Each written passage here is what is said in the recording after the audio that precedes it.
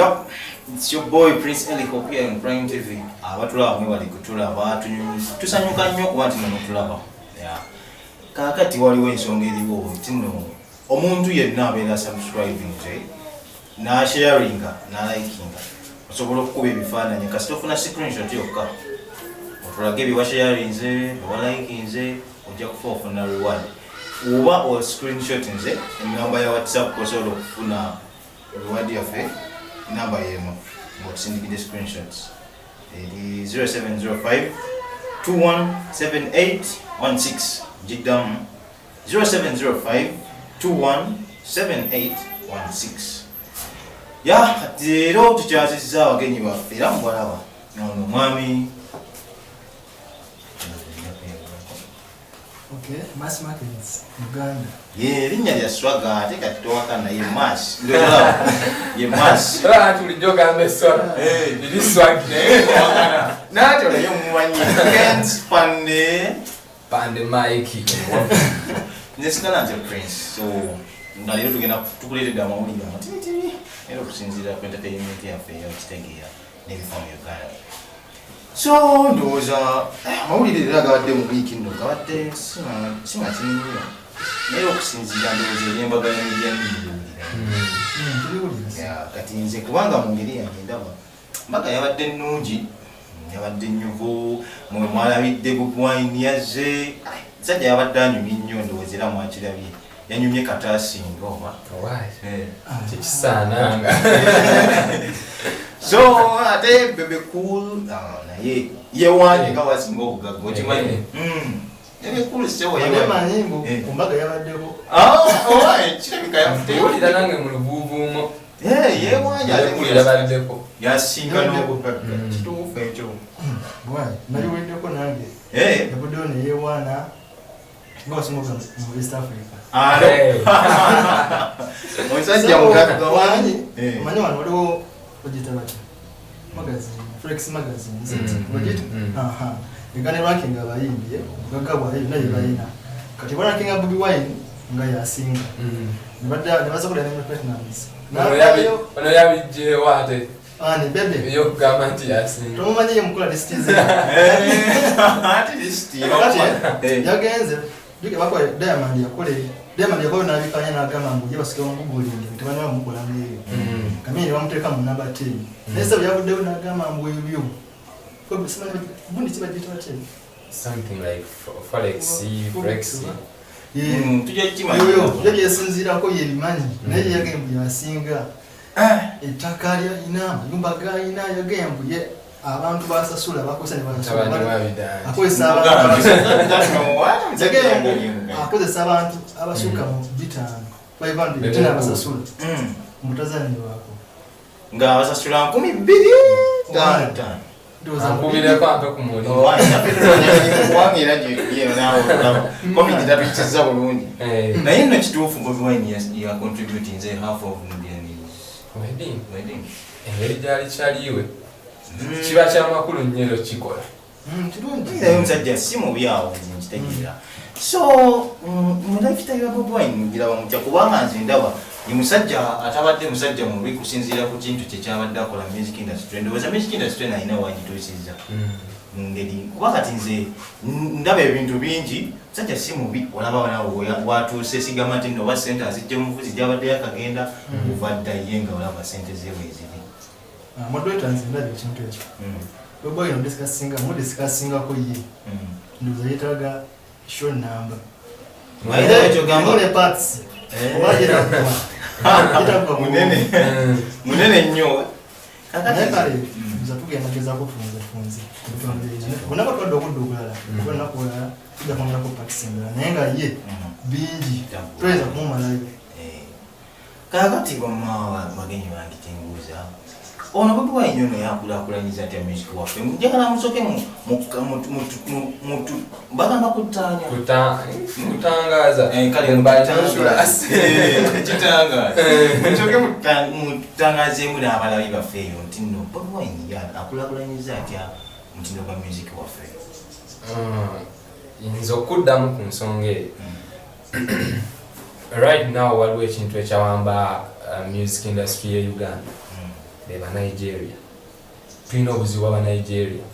otherwise twetagayo Bobby Wine omulala ow'ebiseera bino ne Chameleone n'abalala wabajja mu biseera bagoba aba Nigeria kati gwe kyogamba nti nno music industry ya Nigeria ekyakire yaffe nnyo mbeera zaffe kubanga eyingidde ne mu Uganda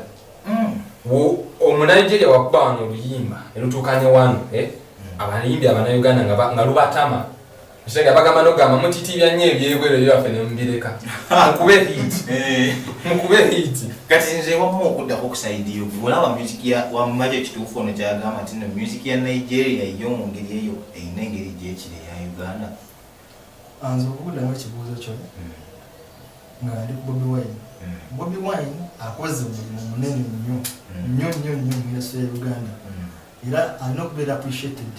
nnyo kuba emabegako music yaliwo naye nga tegwalinga mulimu it was just oba nga leisure babadde bayimbanga era omwali yayimbanga basudde bayimbanga naye bano abaana abasatu abo ebitwa yangu era nze mba ebitwa yangu ndikuba kuliko Chameleone Bobby Wine Bebe Cool ubwayi bwenteeka wano katipa akasooka gowa bwempa bannange nga musajja w'amaanyi olaba naawe omuwa kyonje kituufu ayinza okuba musajja w'amaanyi naye tweyika tweyongere okumanya Bobby Wine music bamufuula omulimu mu Uganda music nafuuka meaningful kyebagamba nti baleeta engoma twali tukuba kadongo kamu biki Bobby Wine ne baleeta bajja engoma eri oba mu Jamaica ne bazeeta wano mu Uganda batulesi ne baleeta ekintu ekipya okitegeera ate oyo muvubuka kyakoze mu industry kyasingako bali banne nze kunze piani yange yabaleka wala introduction engeri yokuba introduction ze n'ennyimba zayimba ezikwata ku muntu wa bulijjo makulubuka ye muntu akola akayimba nga tekagenda kugwa ku mulembe ogenda kawuliriza okawulirize ate nga ye afa ku muntu wa wansi ekintu ekibakwatako mwenna okulenga ennyimba ze introduction ye muntu yenna n'okozesa kiwa asinga okuba introduction eziri machuwa mu nnyimba ze kati kyogamba nti nno kale Bobby Wine yalina watuusiza music industry yaffe eya Uganda era kati olina wogigeraageranyako mu nsi yonna mu nsi yonna oyinza giteeka mu kifo kyakumeka kati Bobby Wine yo tulaze nti nno alina wacontributinze ku music wa Uganda waffe kati ye gwe oyinza giteeka mu kifo kyokumeka okusinziira kale Bobby Wine ye watutte ekyo sinza kugamba kituufu kuba sinakola research emala naye kati okusinziira nga bwendaba tuliko wetuli omulimu gw'amaanyi kituufu yes bo bakoze omulimu naye nze okukola submission ku nsonga gyayogeddeko nze ekyamazima kiri nti singa ba Bobby Wine wadde bakyalina amaanyi n'amaloboozi like energy gye bakozesa nga bafulumya ennyimba nga bakyali basatu nga bakyalina energy nga bafulumya ennyimba singa ne kati badde bakyagina singa na Nigeria tubagobyewa n'olwokuba bo tebakyalina energy nga ate abaliwo bo bali waasi n'okusinga bano nti energy tebakyagina tetusobola kugoba bano ba Nigeria kayo ba Tanzania otherwise otaga Bobby Wine omulala Bebe Cool omulala ne Chameleone omulala pose ne yagadi be bantu abana ne Uganda nze okugirankinga jajua mu music industry yonna mu nsi njajua ekifo ekyabiri jiji bana ngoji gabyo wala kyekyo sijja kuli ngoji wande n'ekifo kyekyabiri kubanga n'abasajja bano waliwo n'omusajja n'abanyarwanda benyimatanisa okuba music batuleka waliwo n'omusajja obava mu nsi Kimedi Medi wansi wa Rwanda yakuba nulimba slowly ne runninga mpaka nakadoso oluja n'olukuba mujjako Bobby Wine ne Chameleone ne Bebe Cool mbeyo mwimbi unagwesa okujja olimba kati n'olukuba bayina winti kyoyogera kiyinza ngani abana tubalina ate mulekera ate kuba nyumba Bobby Wine kyeyakola ye omuntu yenna kyayinasobola okukola kufuna buganzi kuva waka ekyo kyo kimutunze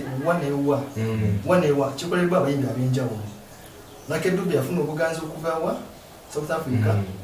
utafuna obuganzi obwo n'alanda Bob Marley yali mu Jamaica naye yafuna obuganzi okuva mu Jamaica yayimba actually bamurankinganga the best Banton ye muntu omuyimbi naye nga storyteller ng'ateeringa stories kati ate ne Bobi Wine kyakola kati bwotunulya music yaliwo kati essaawa eno kino kyegamba nti bali balina bye batutuusa ne batuleka awo tulemeddwa okufuna atukwata ku mukono batutuuse we twetaaga oba kubeera at least namba 3 at least tulemeddwa nze kanfuulira kino eno tulinawo abaana kati essaawa eno baliyamu tulinawo bamudra tulinawo Mr. Easy ono yakuba tumbi za sangu Rick Bawa Gundi naye kati bwe batunulira bonna ekyamazima kindi kubona tekuli ayinza kuba hit for almost 2 months abasajja ba radio bakuba hits for almost 10 years babebe kuba Bobi Wine bakikola ani asasobola kikola takiyo actually we appreciate his achievement yes it's true ye muntu yekola bano nabyo tulina abasinga tugenda okubasiima nga bagenzi radio yabaddewo nga Mujendi Musufu awandiika ennyimba naye nga teri nobody tebamuwala teri subirayo omuntu n'omu abawulagamba oyo omulenzi gwa ani Kafeeru yali ayimba bamulangi nga Golden Boy of Africa ekyo kiwulirako naye yamala kugenda ani omulala awo abayimbi abagenzi Martin Angumi olamwidde kubanga bamusaako anti kati kiyinza okubaana Uganda naye omulenzi no anti waliwo akikoze bwetubanga bwetwogerako ye akoze ebyasukkuluma ku balala ayogerwako buli wamu ali celebrated nti celebre omuntu abeera celebrated nga bajagulize so nti ajja nga tolina kyomuwadde n'atuuka mu kifo ne mujja ne mukuŋŋaana nga talina kyagenda kubawa ne mujja ne mubeerawo nga just mukyagala ye muntu yekka bonna akalaba atugomyeza ensi yonna mundi gyendabye politics wa Uganda tabeera no pressure ng'omulenzi oyo ng'agenzeeyo buli n'abayimbi abagenze babiri yagendayo mu parliament ng'omuwulira anti kati bali olaba toyinza ate kugamba yes fine Bobi Wine aleseewo omanyi asetinzeewo new strategy ebintu bigenda okutandika okulwaningiramu si musically si politically yabula buli kyakwatako asetinga new strategy ekyo kituufu naye tosobola kuddira omanyi bw'oba okompeyalinga toyinza kompeyalinga Uganda na America Uganda ojjaji kompeyalinga naki na Rwanda Zimbabwe katoyinza kuddira Bobi Wine n'omukompeyalinga nani na omukyala we n'alemu kubanga bo bali balina side gye baliko nga ye bw'ogendayo okimanyi side eyo nti bw'ogendayo waliwo by'otalina kwogera ne by'olina okwogera but otherwise twandi mukompeyalinze n'abantu nga Dr. Jose Chameleon bayingira mu politics naye ali aganaga tategeereka n'agendako mu DP talina kyakoze ne kubwa meya bwe yajja ebibye matabaka ne kitegeerera ddala Chameleon era kinawo yira adeno naffe owai kirungi naye kyeŋŋamba ono ye akoze ebisuka ku balala bakoze yes bonna bayimbi naye ate ye kyalina nti omuntu ayagala abantu yeekiririzaamu era inspiration yenenyo kati kegenda bwati nno kubanga nawulirako ebiseera ebyo biyise nti nno Bobi Wine tebalina maloboozi kituufu nti nno bo bakolanga luyimba makulu gaalo kubanga nange mpulira mu nnyimba zesiwuliramu nti nno balina eddoboozi lino naye ate nzize ndaba abantu basengeka music mu ngeri y'amaloboozi nateekamu ati naye ate ne vidiyo ti nno sise ziri awo ennungi naye ate avaayo kati nsonga ki esenga okumujja mutunyonyole mutangaza emu engeri nze gyinza okumiramu kino kibuuzo kyo Bobi Wine ye nga ye mukale we byemumanyiko simulabangako muzuga omusajja yampadde omugaati simulabangako naye ebitunonyo byemunonyerezaako ne byemumanyiko bagamba nti yasoma music ku olevo olevo yabigezaako ne bigaana then nasoma drama dramatist kati ye asanyusa takola nnyo maloboozi naye asanyusa mu bigambo bye kyoyagala okuwulira ekikwatako kati ekisinga kutegeera abantu bo ate yekiyakola kutegeera abantu bo ki kyebaagala engeri alinjengamu ebigambo byo talenti agiyina yes ayi talented ye ayita ine talina lowoozi oba music itamu teyamugenda mu nnyo omusoma naye yategeera drama engeri okyangisaamu ebigambo waba bagala tugira oyo musajja musukulumu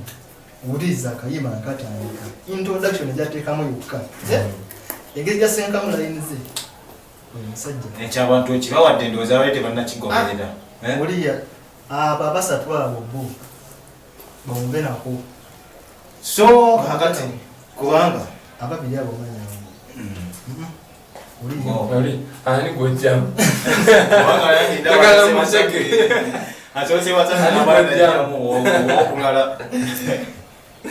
oliye yabaleka ali step ahead yabagamba nti bo batambula ye kati kyeŋŋamba nti nokuba kati ate step ahead ebatono kubanga engeri gy'omuwanyemu alabira ddala ng'alabika kasinge amalekanda kati bwaba etuba mu Uganda ali muganda ni eyo munda kyo tebasobola mukwata yabaleka okwogera ku nsonga ya Bobi Wine musical ekyamazima kiri nti Bobi Wine alina omukisa ng'otadde ebbali okubeera nti omuntu asobola okusanyusa naye alina omukisa whereby akola ekintu almost mu kaseera akatuufu kayandibadde akikoleramu bw'ojja n'otunula ennyimba ze ng'oyo bwagambye nti zina introduction amazima gali nti abantu bangi bali eyo nga tubali tunatuka mu kaseera ka campaign wano Bobi Wine tanesimba nga leeta bamanyi meaning ya nnyimba zayimba naye bw'ogenda n'oluyimba essa n'otunula na butunuzi introduction yokka nze olowooza aluyimba leero okitegere alinga yalabirawo is a prophet someone yakyogera wisdom kale kugamba mumufunzefunze abanga prophet okitegera kale ali blessed goge mazima yapulaninga ebigenda okuba kale yajjanga yetegekera kino ekiseera nze nyama zange zenzigulirizamu yajjanga yetegekera yakuwa obulote butwabula nakubasinga ze museveni ononya y'omukwati n'ensobi nti omusajja yagamba obulote butwabula naye tayogeddeko nti mwawukane okitega ononya y'omukwati n'ensobi nga tolaba tale kati nze nga bwe ndaba kyo ekituufu kye mwayogedde mu ntandikwa nti nno lifestyle ya Bobi Wine mpanvu nnyo. Robert Kyagulanyi Ssentamu his excellence mpanvu nnyo tetusobola gimalayo kuba kati n'obudde bwa show endala guliyingidde ate tuyingidde mu ndala kati so mbadde nsaba mufunzefunze mutuwe buli omwendo owooza engeri gye mulaba batandikidde wani tandikiddewo Mr. Kent akazindalo kampadde mpozi ngenda kwebaza just ngenda soka nebaze Prime TV mpozi ne Mr. Moderator okutukyaza amaanyi tujja tutemeteme mu nsonga nze kakasa kimu nti bw'obanga olaba program etoyinza kunga tosigadde kyekimu genda ononye ku nnyimba za Bobi Wine by the way n'otawuliriza bingi wuliriza awo wasooka wokka I'm conscious obulamu bwo bujja kukyuka si ku luyimba lumu lwokka genda ng'ogoba ennyimba zi just intro obulamu bwo bujja kukyuka naye ekisembayo kye ŋŋamba njagala nnyo okwogera ku music industry ya Uganda as a whole ekyamazima kiri nti twetaaga push ey'amaanyi mulekerawo kopa because osobola okutunulira essaawa eno Spice yakubya akayimba ne Zuchu tekanafuluma abangambe kafuluma Saturday akayimba ako ojja genda okakompyali nga tekafaanagana na kale ke yakuba Sukaali Zuchu ng'ali yekka okitegeera bukana bakasinzeewo it is a blessing kuba ne Spice tomuzanyisa naye alina omukisa okitegeera nenze kyeŋŋamba mu byonna nti Abannayuganda musical tukyabula munyo so kuba oluyimba lwo ne lukuba leero nyo oluyimba ng'abeera nange olwa Shiba osobola olweta mu biseera ebijja nga terukyakuba kitegeera so submission gye nkola nti tuddeyo ku ground art kuba kuyiiya tuli mu art industry kuba kuyiiya nga osobola bana abazungu oba Abanigeria oba batusinga kati tetukuba bakube wabula tugende tubayigireko. I like Spice Dana afuba okubajjako gundi collabos nga bw'asobola. Thank you so much. Senior boy can spend the pandemic. Hey, oyo. Aina nekubulidde. Enya ya struggle nnyo. Netujja kusobola waawo naye soko tuwinkomekereza zoyo. Nsonge. Nebaza Prime TV for having me here. Moderator naye baba nnyo kunchaza. Asigwa sinze munnanga ate wali waawo tulina ne batagira ddala nze nkwabaza nange. Buno mukisa naye nzanyuse. Kati ngeje okuddamu ekintu nafunza ngamba nti Bobi Wine ye kunze bisachi gwe mumanyi ko bingi rasa wasonga ofuna kwe n'otwongerayo budde tukuwa Bobi Wine kiki kati omuvubuka wenna ali eyo ng'oli mufani wa Bobi Wine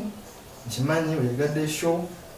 Bobi Wine muvubuka muyiiya Bobi Wine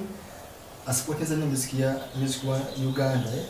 wadde twalina abayimbi baffe naye Bobi Wine ne banne kale bafula music omulimu mu Uganda ne batambuza music waffe batuwaniridde bano bonna abalala abagenzi okujja manyi kati mulimu abagenda bajja ne bonoona ne bakopolola biki naye nga bo balibo bava wali ne batuleetera ekintu kyaffe nnono ye muntu ayibira omuntu wa wansi ekintu kyakijja ku nnono lyrics ze woziwuliriza ziri machuwa amanyi obulamu bwa bulijjo yayimba akemba kayita mama w'abaana kayimba ne Juliana anategeddeko nti Juliana yamusanga yarakola ku Sani Sani oba Kapito Sani kwe yamusanga n'amusaba okukola yali idea ye Juliana kyamusanyusa nnyo n'agamba omulezi netagumuwa chance ngolina yakayimba nakwata pini n'ayisaawo n'awandiika weyawandiika ne bakola akayimba bagambye waliwo balala kazibwekako na video kazibwekako wenentebe gyakoze ne Secretary William yagambye nti omulenzi oyo batuuka wali nga kali kaze kuteekayo teepu yako ku studio bali bagiyita X zone babiriwa eri mu kibuga leero kati kali kaleese teepu yako kuteekayo naye bwe yakasangira kali kalina akemba kakasukira balaga Secretary William kaziwekako